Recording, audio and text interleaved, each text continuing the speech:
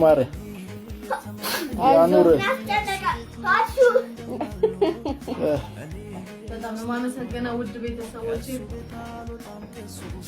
እግዚአብሔር ያክብርልኝ አመሰግናለሁ በእውነት ተጨንቃችሁ ተጠባችሁ ባለንበት ሁኔታ ላይ እንዳይቀርብሽ ብላችሁ ላደረጋችሁልኝ ነገር ሸንቀጥሎ ደግሞ አጋፔ በደንብ ተሽሎት ድኖ ሌሎች ጥሩ እግዚአብሔር የምናመሰግንበት ፕሮግራም ይኖራል በዛ እንገናኛለን ብዙ እግዚአብሔር ከጣም ሊመጣ ሊያጠፋን ካለ ነገር እውነት ታድጎናልና